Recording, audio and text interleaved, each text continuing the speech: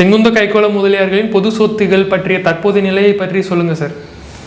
செங்குந்த கைக்கோள முதலியார் அவர்களின் பொது சொத்துடைய தற்போதைய நிலை அப்படின்னு பார்த்தீங்கன்னா, பொது சொத்துன்னு எதுனா நம்ம செங்குந்த சமுதாயத்தை சேர்ந்த கோயில் சார்ந்த நிலங்கள். ரெண்டாவது பார்த்தீங்கன்னா நம்ம செங்குந்த கைக்கோள முதலியாருடைய ஆதீனம், மடம் இதுதான். அடுத்தது நம்ம நெசவாளர் சமூகமாக இருக்கிறதுனால நெசவாளர்கள் அதிகம் பயன்படுத்தி வந்த வாழும் ஊர்கள், அதாவது திருப்பதியிலிருந்து கன்னியாகுமரி வரை நெசவாளர் சமுதாயம் பயன்படுத்திய பாவடி நிலங்கள். இது மூணு தான் செங்குந்த கைக்கோள முதலியாருடைய சொத்து.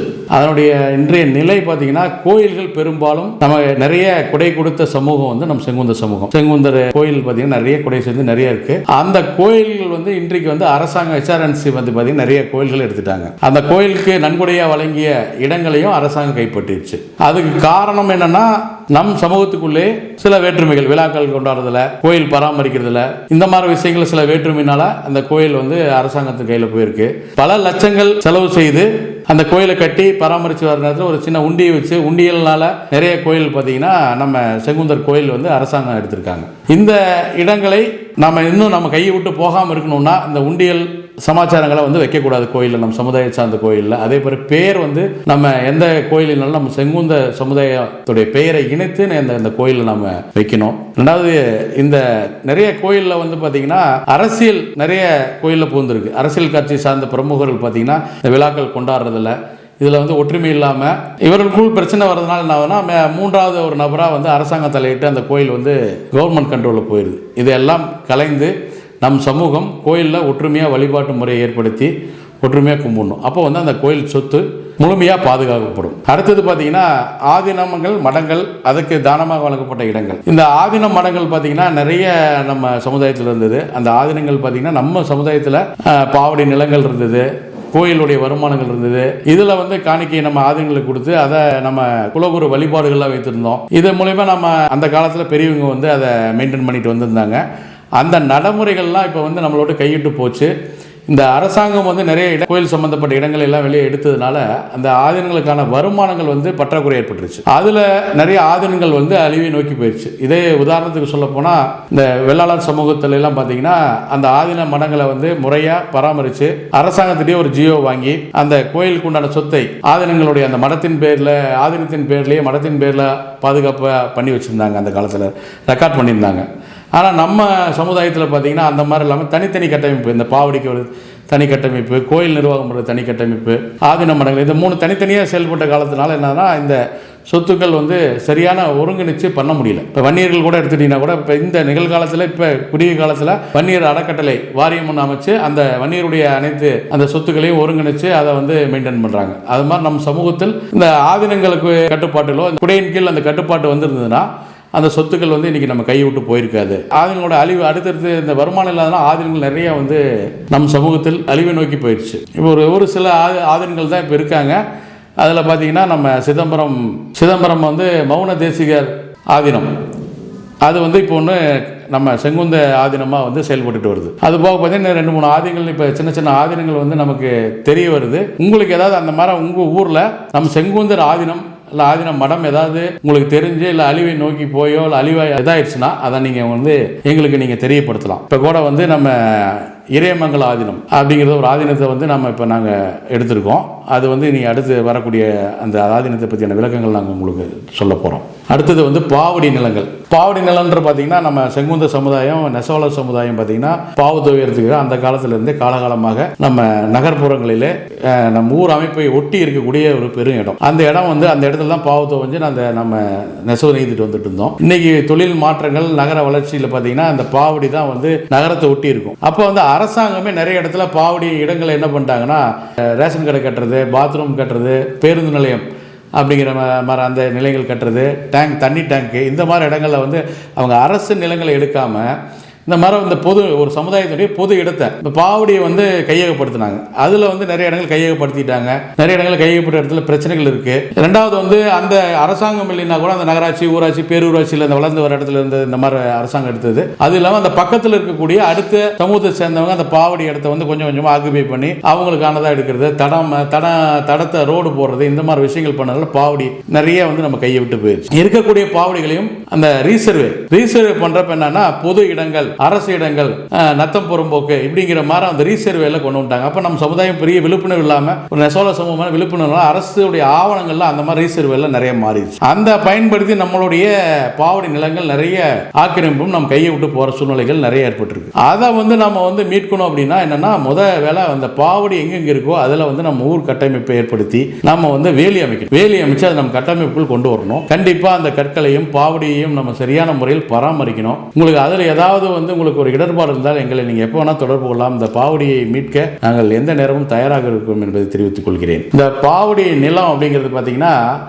நான் சொன்ன மாதிரி அந்த ரீசர்வே பண்றப்ப நிறைய இடங்கள்ல அரசு நிலம், நத்தம் புறம்போக்கு, காலி இடம் அப்படின்னு சொல்லி ரீசர்வேல வந்துருச்சு. அதை நாங்கள் இப்போ என்ன முயற்சி எடுத்திருக்கோம்னா, நிறைய இடங்கள்ல பிரச்சனைகளாக இருக்குது. சில பாவடிகளை மீட்டிருக்கிறோம். பழைய அரச காசாயன்களை வைத்து நிறைய பாவடிகளை மீட்டு அதை நம்ம சமுதாயத்திலே ஒப்படைச்சிருக்கிறோம். ஆனால் நிறைய பாவடிகள் இருக்கக்கூடிய கோர்ட்டு கேஸ் நிறைய பிரச்சனை நடந்துட்டு இருக்கு. அந்த நிறைய பாவடி இருக்கக்கூடிய பிரச்சனையை தீர்க்க ஒரே வழி என்னன்னா, நான் முதல்ல சொன்ன மாதிரி அந்த ஆதீனங்களுக்கு எப்படி ஒரு பொது அரசாணை இருந்தது, இந்த வன்னியர் அறக்கட்டளைக்கும் வாரியத்துக்கும் ஒரு பொது அரசாணை வெளியிட்டாங்களோ, அது மாதிரி நம்ம செங்குந்த சமுதாயம் நெசவாள சமூகத்துக்கான ஒரு பொது அரசாணை, இந்த பாவடிங்கிறது நெசவாள சமூகத்துக்கு சொந்தமான, செங்குந்த சமுதாயம் சொந்தமானது அப்படிங்கிறதுக்கு ஒரு பொது அரசாணை ஜியோ அரசாங்கம் வெளியிட வேண்டும் என்பதே எங்களுடைய முக்கிய கோரிக்கை. அதை இருக்கக்கூடிய அரசும் கண்டிப்பாக அதை நிறைவேற்றி தரணுன்றது தான் எங்கள் செங்குந்த சமுதாயம் சேர்ந்த ஒரு ஒட்டுமொத்த கோரிக்கையாகும். இப்போ பார்த்தீங்கன்னா, நம்ம செங்குந்த சமுதாய கோயில், நம்ம செங்குந்தர்கள் கைக்கொள்ள முதலில் கட்டின கோயிலில் பார்த்தீங்கன்னா, நீங்கள் அந்த கோயிலுடைய பேரில் நம்ம செங்குந்தருடைய பெயர் சேர்த்து தாங்க நீங்கள் அழைக்கணும். உதாரணத்துக்கு பார்த்தீங்கன்னா, அம்மாப்பேட்டையில், சேலம் அம்மாப்பேட்டையில் பார்த்தீங்கன்னா செங்குந்தர் மாரியம்மன், செங்குந்தர் விநாயகர் கோயில், செங்குந்தர் காமாட்சி அம்மன் கோயில். இப்போ நீங்கள் இங்கே ஈரோட்டில் பார்த்தீங்கன்னா செங்குந்தர் கோட்டை பத்திரகாளியம்மன் கோயில். இந்த மாதிரி அந்த பெயர் வைத்து அந்த காலத்திலேருந்தே பெயர் வைத்து அழைக்கிறாங்க. நீங்கள் அதே மாதிரி கோயிலில் கண்டிப்பாக கல்வெட்டு செங்குந்த கைக்கோள முதலியார் சமுதாயத்துக்கு பாத்தியப்பட்டது அப்படிங்கிற கல்வெட்டு அவசியம் நீங்கள் கோயில்களை வைக்கணும். அதே போல் என்னென்னா, நீங்கள் விழாக்கள் அடிக்கக்கூடிய பத்திரிகையில் கொஞ்சம் கூட தயக்கம் இல்லாமல் இது செங்குந்த சமுதாயத்துக்கு பாத்தியப்பட்டது, ஏன்னா வெறும் விழாக்குழு அப்படின்லாம் போடக்கூடாது. செங்குந்த சமுதாய விழாக்குழு அப்படின்னு போடணும். நீங்கள் மேலேயே செங்குந்த சமுதாய பாத்தியப்பட்டதுன்னு சொல்லி தான் அந்த பத்திரிகையில் அடிக்கணும். நம்மளுடைய குலக்கொடியை நீங்கள் பத்திரிகையில் கண்டிப்பாக பயன்படுத்தணும். நமது புலிவேல் சேவல் உள்ள நமது சமுதாயத்தை சேர்ந்த குலக்கொடியை நமது சமுதாயத்தை அனைத்து கோயில்களிலும் பயன்படுத்தணும், ஏற்றி விடணும். இப்போ இது மேலே பண்ணுறப்ப தான் அந்த நாளைக்கு அரசாங்கமே அந்த கோயிலை எடுக்கிறப்ப என்ன ஆகுனா, அந்த அறங்காவலர் குழுவில் செங்குந்த சமுதாயம் சேர்ந்தவங்க மட்டும்தான் அந்த அறங்காவலர் குழுவில் வர அளவுக்கான ஒரு நிலை ஏற்படும். அதே போல் பார்த்தீங்கன்னா, நம்ம கோயில்களில் கூடிய முறை மண்டகப்படிக்கான முறைகளை பார்த்தீங்கன்னா, நம் சமுதாயத்தை சேர்ந்தவங்க தான் முழுமையாக அத்தனை மண்டகப்படியும் செய்யணும். நம்ம பழக்கமாக இருக்குது, பக்கத்தில் இருக்கிறாங்க அப்படின்னா அவங்ககிட்ட நீங்கள் நன்கொடை இந்த மாதிரி அவங்க வராங்க, கோயிலில் பூஜை பண்ணலாம், வழிபடலாம், அனைத்தையும் பண்ணலாம். ஆனால் அந்த மண்டகப்படி அப்படிங்கிறது முக்கியமான விஷயம். அந்த மண்டகப்படி அனைத்துமே நம் சமுதாயத்தை சேர்ந்தவங்க தான் மண்டகப்படி செய்யணும்.